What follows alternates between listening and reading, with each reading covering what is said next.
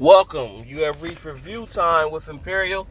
Today's review will be Don't Let Go, starring Reid, playing as Ashley, and David Oyelowo,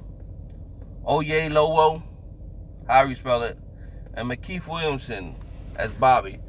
So this story pretty much starts out with, you've seen the trailers, Detective Jack Radcliffe, his niece, who he's close to,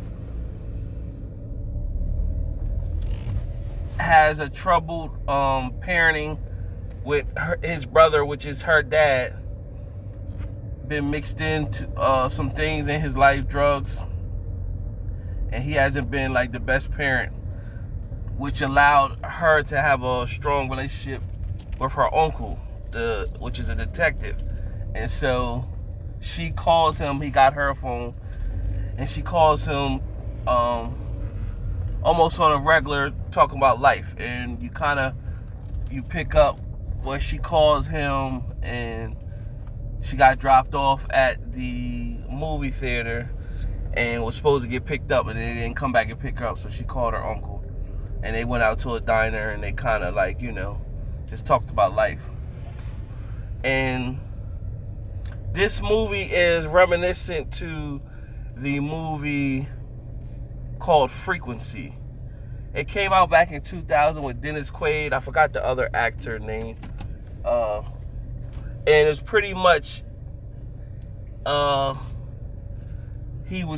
somebody was killed, and through the frequency of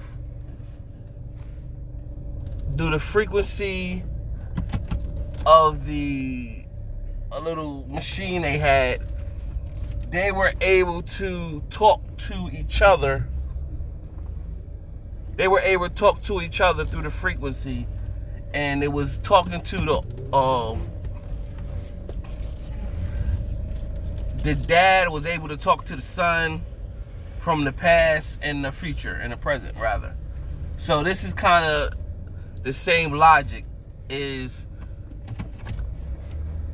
because what Ashley's father was mixed into, it got her and her mom killed along with the dad, and they staged it as a suicide.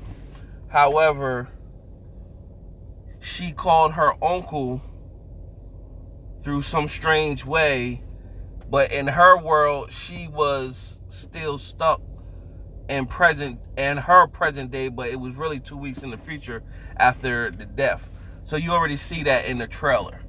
So that's really pretty much the plot of the story. They got that plot from the movie Frequency back in 2000 with Dennis Quaid. So if you have the time, you into movies like that, check the movie Frequency out, and then you'll be able to see, oh, okay, this is where they got kind of the logic. So I guess this was probably a book at one point, and the person who wrote the book, maybe I don't know when that book came out, but if you see the movie Frequency, you say, okay, I see the logic, because it was things that they did in Frequency when they was talking to each other. They put stuff in the past, and then he would retrieve it from the future. And that's what they did here, so they could get the communication and the logic or whatever. So overall, it was a decent film. You gotta follow it because it's going back and forth, and then it's some twist in there. But I kind of picked it up because I watched too many movies, so I kind of picked up it had some dirty cops to do with it. And his Jack's partner, he was suspect from the gate. So I kind of picked up, he seems a little dirty to me. So when I found out that he was the one that had something to do with everything, I pretty much I wasn't surprised. So pretty much the partner's a slime ball. He's mixed up in dirty cops who are trafficking drugs, and they developed a name called Georgie, where people think they're chasing this one person. Really, it's an organization, and they got a script of what the person looks like, but it's really a ghost. And so pretty much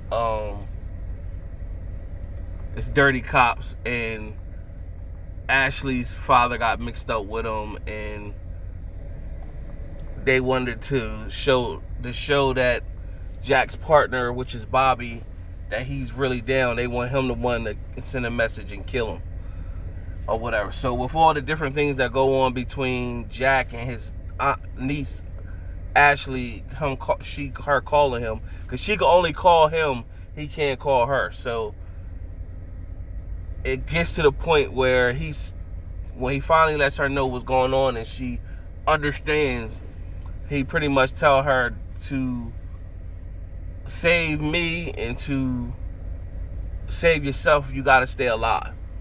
So she went through everything, and her parents do not live. They get killed, but she was able to save herself, and she went and got the past version of Jack, and he killed his partner in the past. He ended up killing his partner in the past, and he saved